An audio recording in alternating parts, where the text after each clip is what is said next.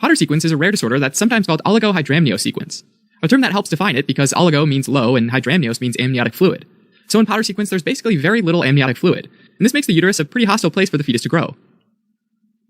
Typically, around the 20th week of gestation, the kidneys, ureters, and urethra develop and start producing and excreting urine, and this urine becomes the major source of amniotic fluid.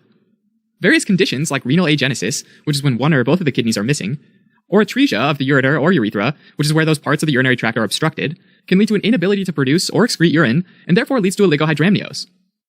Other common causes can include amniotic rupture, which is the leakage of amniotic fluid, or uteroplacental insufficiency, which is where there's low blood flow from the placenta, meaning the fetal organs, which includes the fetal kidneys, see less blood flow, which in turn leads to decreased urine production. When there's very little amniotic fluid, a couple things happen as a result. First, amniotic fluid is crucial for the development of the fetal lungs, by both helping the airways physically stretch out, as well as contributing amino acids, like proline, which helps with the formation of connective tissue and collagen in the lungs. With less amniotic fluid, though, there's pulmonary hypoplasia. Hypo means under, and plasia means formation, so the lungs basically remain underdeveloped. Not only that, though, with less amniotic fluid, there's less space in the amniotic sac, and so the fetus is literally compressed into a smaller space, which causes developmental abnormalities like a flattened face, wrinkly skin, widely separated eyes with epicanthal folds, low-set ears, as well as limb abnormalities like clubbed feet. Potter sequence usually affects boys, since they have a higher rate of urinary tract obstruction anomalies, like posterior urethral valves.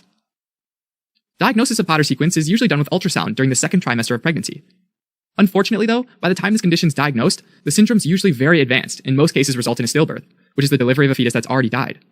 When babies do survive, the pulmonary hypoplasia leads to severe respiratory problems, which often leads to death shortly after birth. Alright, as a quick recap, Potter sequence is an often fatal condition that primarily affects newborn males, and it's caused by oligohydramnios, which is low or absent amniotic fluid. Potter itself is actually a mnemonic, and it stands for pulmonary hypoplasia, oligohydramnios, twisted skin, for the wrinkles, twisted face, extremity deformities, and renal agenesis. Thanks for watching. You can help support us by donating on Patreon, subscribe